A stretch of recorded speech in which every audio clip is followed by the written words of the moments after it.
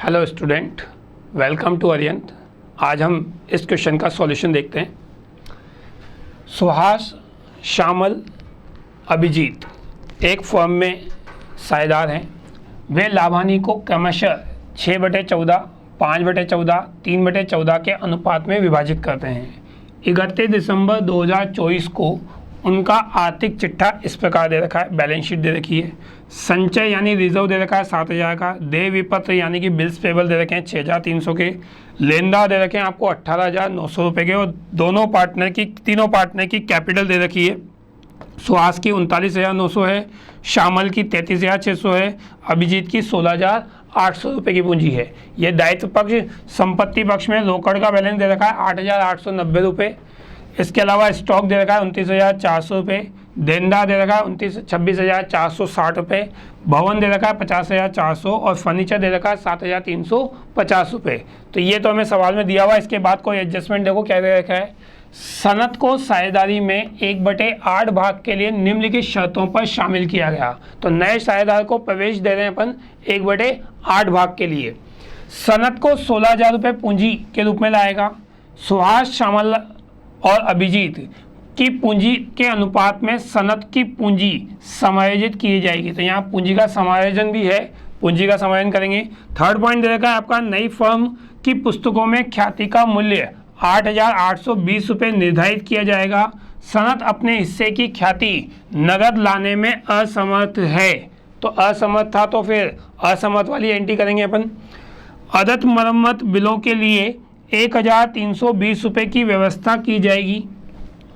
भवन का मूल्य बढ़ाकर 65,100 रुपये कर दिया जाए। तो भवन का रिवैल्यूएशन प्राइस दे रखा है आपको 65,100 रुपये। आपके पास फर्नीचर का मूल्य 920 रुपये से कम करना है या कम किया जाएगा। रहतिया यानी स्टॉक का मूल्यांकन 10% से कम कर दिया जाएगा। ये दोनों का मूल्यांकन कम कर रहे हैं अपन। उपरोक्त विवरणों की जर्नल एंट्री करनी है हमें, जर्नल लेके लिखिए। नई फर्म का आर्थिक चिट्ठा भी तैयार करना है। नई फर्म का मतलब सनद के आने के बाद का चिट्ठा तैयार करना है। तो हमारे पास ये दोनों चीज़ें तैयार करनी है, जर्नल एंट्री और चिट्ठा। लेकिन हमें चिट्ठा बनाने के लिए, बैलेंस शीट बनाने के लिए पार्टनर्स कैपिटल अकाउंट भी बनाना पड़ेगा। तो कैलकुलेट करेंगे। पहले जर्नल एंट्री से शुरू करते हैं। 16,000 रुपये की पूंजी लेके आ रहा है आपके पास, और 16,000 की पूंजी लाएगा तो फर्म के पास पैसा आ रहा है। पैसा आने के लिए बैंक अकाउंट डेबिट टू सनद कैपिटल अकाउंट, और ये 16,000 रुपये की पूंजी लेके आ रहा है आपके पास। तो 16,000 रुपये आपके पास आ जाएंगे। सेकेंड पॉइंट था हमारे पास पूंजी का समायोजन, तो वो तो हम बाद में करेंगे जब पार्टनर्स कैपिटल अकाउंट बनाएंगे। थर्ड पॉइंट पे आते हैं हमारे पास, फर्म की पुस्तकों में ख्याति का मूल्य 8,820 है। फर्म की पुस्तकों में यानी पूरी फर्म की पुस्तक में गुडविल दे रखी है, तो ये पूरी फर्म की है। सनद सिर्फ अपने हिस्से की गुडविल का एडजस्टमेंट करवाएगा। तो हमें सनद का हिस्सा बांटना है। आपको याद होना चाहिए कि जो गुडविल होती है हमारे पास वो त्याग के अनुपात में बांटते हैं। तो जरा देखो, फर्म की ख्याति 8,820 है, सनद का हिस्सा हमारे पास 1/8 है। तो सनद का हिस्सा निकालेंगे अपन 8,820 में 1/8 यानी 1,103 रुपये। पॉइंट्स में आ रहा है तो अप्रोक्सीमेट किया अपन ने, तो 1,103 रुपये। इसे पुराने साझेदार कौन से अनुपात में बांटेंगे आपके पास? त्याग के अनुपात में बांटेंगे। फिलहाल त्याग का अनुपात यहाँ पर वही आएगा जो उनका पुराना अनुपात है, क्योंकि और कोई कंडीशन नहीं दे रखी। तो हम इसको बांटने की एंट्री करते हैं गुडविल को। तो गुडविल को बांटने के लिए सनद करंट अकाउंट डेबिट, सनद का हिस्सा निकाल ही रखा है अपन ने 1,103 रुपये।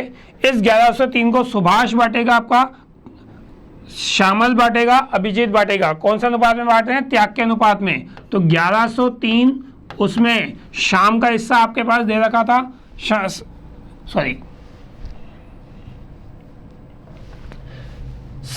सुहास का हिस्सा दे रखा था 6/14, श्यामल का हिस्सा दे रखा था 5/14, अभिजीत का हिस्सा दे रखा था 3/14। तो ये आपके पास 6/14, 1,103 इंटू 5/14, 1,103 इंटू 3/14।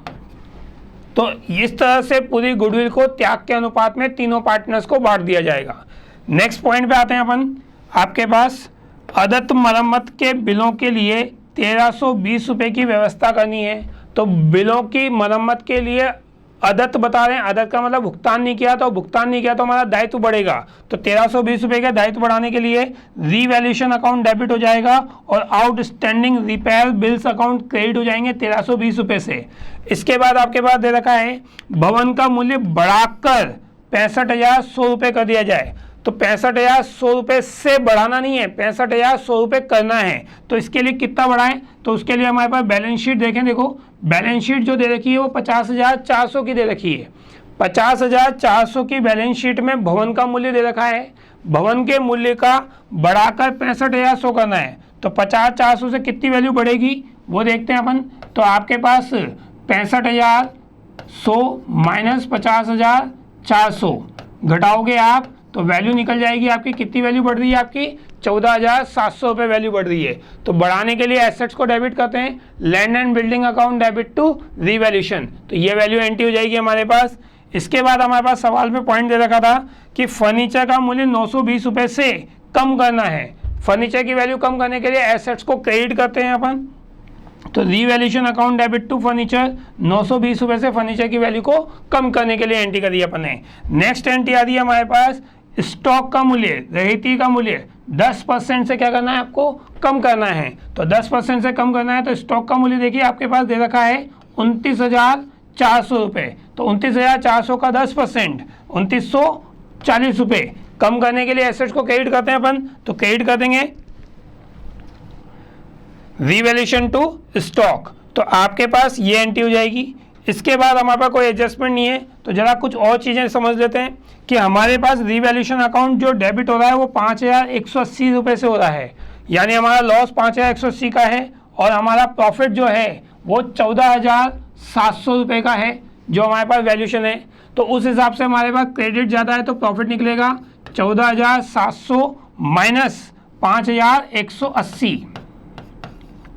क्रेडिट ज़्यादा है तो प्रॉफिट निकल रहा है, डेबिट ज़्यादा होता तो लॉस निकलता। तो क्रेडिट प्रॉफिट है, इस प्रॉफिट को ओल्ड रेशो में बांटते हैं।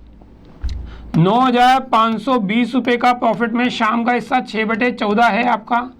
9,520 में आपके पास शामल का हिस्सा, सुभाष का हिस्सा 6/14 है, शामल का हिस्सा 5/14 है और 9,520 में अभिजीत का हिस्सा 3/14 है। ये ओल्ड रेशो में बांटा जा रहा है, तो यहाँ पे ओल्ड रेशो में बांटने के बाद तीनों पार्टनर्स का रिवैल्यूएशन का प्रॉफिट कैलकुलेट हो जाएगा आपका। इसके बाद हमारे पास बैलेंस शीट में रिजर्व दे रखे हैं जिसकी हमारे पास कोई इंफॉर्मेशन नहीं दे रखी कि भाई हमें इसका क्या करना है, बढ़ाना है, घटाना है, कुछ भी नहीं लिखा। तो सीधा सीधा 7,000 रुपये का प्रॉफिट पार्टनर्स को बांटा जाएगा, वही इनके ओल्ड रेशो में 6, 5 और 3 के। तो रिजर्व को बांटने के लिए अपन रिजर्व को डेबिट करेंगे। रिजर्व डेबिट होता है 7,000 रुपये से जो हमें बैलेंस शीट में दिया हुआ है, टू सुभाष 7,000 रुपये में सुभाष का हिस्सा 6/14, 14 से काटेंगे तो 5 बार कट जाएगा, 5 से 6 को मल्टीप्लाई करेंगे तो 3,000 आ जाएगा। इसी तरह से शामल का हिस्सा 7,000 इंटू 5/14, 7,000 इंटू 3/14 आपके पास अभिजीत का हिस्सा जाएगा। तो तीनों को अपन रिजर्व डिस्ट्रीब्यूट कर देंगे।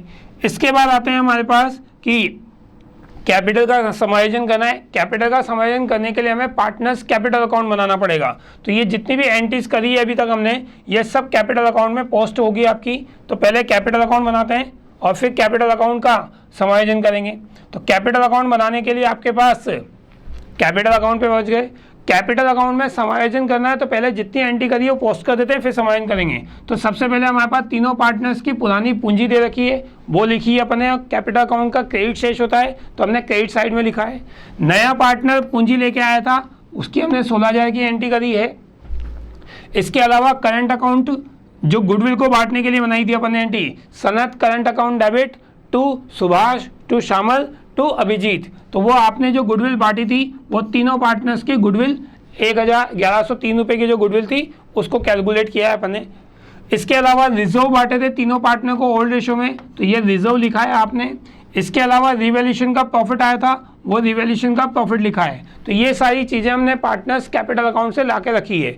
अब इस कैपिटल अकाउंट को बंद करने से पहले हमें कैपिटल का समायोजन करना है, उसके लिए आपको कुल पूंजी निकालनी पड़ेगी। तो अभिजीत की पूंजी जो दे रखी थी हमारे पास, उससे हम फर्म की कुल पूंजी कैलकुलेट करते हैं। तो जरा देखो उधर नया लाभानी अनुपात जो निकालेंगे अपन, तो नया लाभानी अनुपात निकाल रखा है, ये रहा। कि हमारे पास सनद का हिस्सा चाहिए 1/8 दिया हुआ है सवाल में। फर्म का कुल लाभ 1 होता है, 1 में से 1/8 हमने सनद को दे दिया, तो बचा हुआ हिस्सा 7/8 है। ये बचा हुआ हिस्सा तीनों पार्टनर बांटेंगे अपने लाभानी अनुपात में। तो सुहास का हिस्सा 7/8 में 6/14, 6/14 इनका ओल्ड रेशो है, 7 से काटोगे आप 2, 6, 8 × 2 करेंगे तो 16, तो ये इनका नया अनुपात आ गया। शामल का हिस्सा दे रखा है आपके पास 7/8 में 5/14, जब काटोगे तो 5/16 हिस्सा बच जाएगा। इसके अलावा अभिजीत का हिस्सा 7/8 में 3/16, 3/14 काटेंगे तो इसका हिस्सा आ जाएगा आपका 3/16। सहनत का हिस्सा 1/8 था ही सही, इसको बराबर करने के लिए ऊपर नीचे 2 से मल्टीप्लाई किया है तो 2/16 आ जाएगा आपका। तो तीनों पार्टनर्स का हिस्सा 6/16, शामल का 5/16, 3/16 और 2/16, 4 पार्टनर हो गए, एक पार्टनर और जुड़ गया हमारे पास तो 16।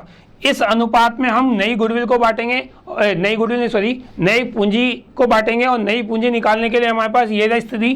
फर्म की पूंजी 1/8 भाग के लिए हमने सनद की पूंजी डिसाइड करी थी 16,000, 16,000 1/8 भाग की है, तो 1 भाग की यानी कि कुल पूंजी निकालने के लिए 8/1 से मल्टीप्लाई कर दो, तो फर्म की कुल पूंजी कितनी आ जाएगी आपकी 1,28,000। ये 1,28,000 नए अनुपात में बटेगी, तो नया अनुपात निकाल रखा है सुहास का 1,28,000 का 6/16, ये अभी हाल निकाल रखा था अपन ने 6/16, उसी से काटा है, तो ये 48,000 इसकी नई पूंजी आ गई।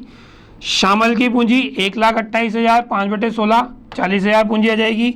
अभिजीत की पूंजी 1,28,000 में 3/16 24,000 आ जाएगी। ये नई जो पूंजी निकाली है आपने, ये पूंजी आप पार्टनर्स कैपिटल अकाउंट के डेबिट साइड में बैलेंस सीडी के नाम से लिखोगे कि हमने इतनी पूंजी मेंटेन करनी है। तो सुभाष की पूंजी कितनी मेंटेन करनी है हमें 48,000 रुपये, शामल की पूंजी कितनी मेंटेन करनी है हमें 40,000 रुपये, अभिजीत की पूंजी कितनी मेंटेन करनी है 24,000। तो ये तीनों की पूंजी है। सनद की पूंजी ऑलरेडी हमें दे रखी है तो उसको समाहित करने की जरूरत ही नहीं है। अब इनका टोटल लगाओ, इधर का टोटल 48 आएगा, 48 में से ये सब घटाओगे तो ये शेष बचेगा, और इस शेष का मतलब है कि नए पार्टनर को सुभाष को अपनी पूंजी निर्धारित करने के लिए कितने रुपए लाने पड़ेंगे 547 रुपये लाने पड़ेंगे, तब जाके उसकी पूंजी 48,000 रुपये हो पाएगी। शामल को 40,000 पूंजी रखनी है, तो 40,000 पूंजी रखने के लिए ये सब घटाओ तो शामल का शेष आ रहा है 106 रुपये, यानी 106 रुपये की पूंजी और लगानी पड़ेगी उसको, तो वो बैलेंस से निकलेगा। 24,000 रुपये है, 24,000 में से सब घटाओगे आप तो आपके पास शेष आएगा 3,424 रुपये। तो आपको ये तीनों पार्टनर को इतनी इतनी पूंजी और लगानी पड़ेगी, तब जाके उनकी पूंजी नई पूंजी के बराबर मेंटेन होगी, 48, 40 और 24 के बराबर मेंटेन करेंगे। ये आपके पास पार्टनर्स कैपिटल अकाउंट बन गया। अब ये वाली जो कैपिटल है आपकी, ये बैलेंस शीट में आएगी आपके पास, तो हमें बैलेंस शीट बनानी थी, वहीं पे आते हैं अपन। बैलेंस शीट पे आ गए अपन कि आप पार्टनर्स कैपिटल अकाउंट के बाद बैलेंस शीट में कैसे कैसे दिखाना है। तो जो जो हमने चेंजेस किए हैं वो चेंज कर दो, नहीं चेंज किए तो बैलेंस शीट में ऐसे कैसे दिखा दो। तो बैलेंस शीट के लायबिलिटी साइड में क्रेडिटर्स वैसे के वैसे आ गए, क्योंकि क्रेडिटर्स की हमने कोई एंट्री नहीं करी, जितना पुराने बैलेंस शीट में दे रखा था उतना ही हमने नई बैलेंस शीट में रख दिया। बिल्स पेबल भी हमने नई बैलेंस शीट में वैसे के वैसे रख दिया। एक नई लायबिलिटीज कैलकुलेट करी थी आउटस्टैंडिंग बिल्स रिपेयर की, कि 1320 रुपये का आपका आउटस्टैंडिंग बिल है, तो वो अपन ने लिखा है। चारों पार्टनर्स की कैपिटल, सुभाष की, शामल की, अभिजीत की और सनत की, वो कैपिटल आ गई जो हमने अभी हाल समायोजित करी थी। सुभाष की 48, 40, 24 और 16, चारों कैपिटल का टोटल 1,28,000 रुपये। तो ये आपकी लायबिलिटी साइड कंप्लीट हो गई। एसेट साइड में आते हैं अपन। लैंड एंड बिल्डिंग थी 50,400, हमने उसका मूल्य बढ़ाया था 14,700 से, बढ़ाने के बाद वैल्यू कितनी हो जाएगी आपके पास 65,100 रुपये। फर्नीचर का मूल्य 7,350 रुपये है। फर्नीचर के मूल्य को कम किया था हमने 920 रुपये, कम किया है तो घटा दो, 920 रुपये घटाने के बाद मूल्य कितना रह जाएगा आपका 6,430 रुपये का रह जाएगा। स्टॉक का मूल्य देगा 29,400, डेप्रीशिएशन 2,940 रुपये घटाएंगे अपन, तो उसके बाद उसका मूल्य कितना बचेगा आपका 26,460 रुपये। डेटर्स में हमने ना तो बढ़ाया ना घटाया, तो डेटर्स ऐसे कैसे आ जाएंगे, जो पुरानी बैलेंस शीट में दे रखे थे वो के वो उठा के हमने यहाँ पे रख दिए। अब आते हैं अपन कैशियर बैंक के बैलेंस पे। कैशियर बैंक का जो बैलेंस है वो 8,890 रुपये दे रखा है। तो 8,890 रुपये जो है वो तो हमें बैलेंस शीट में लिखना ही है। इसके अलावा आपके पास जो बैलेंस शीट में जितने भी मूल्य दिखाए हैं अपन ने 8,860 रुपये वो लिख दिया अपन ने। इसके बाद आते हैं अपन नए क्या क्या समायोजन किया था, 8,890 रुपये था वो कर लेंगे।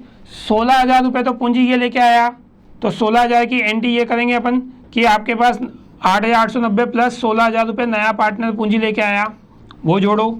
इसके अलावा आपके पास पूंजी और आई थी, और पूंजी कितनी लेके आए थे, तीनों पार्टनर मिला के जो पूंजी लेके आए थे उसकी जोड़ लेते हैं एंट्री 4,077 रुपये। ये और कैपिटल अकाउंट आया था तो ये और जुड़ जाएगा आपका प्लस 4,077 रुपये। ये सब जोड़ोगे तो आपके टोटल बैंक का बैलेंस आ जाएगा 28,967 रुपये।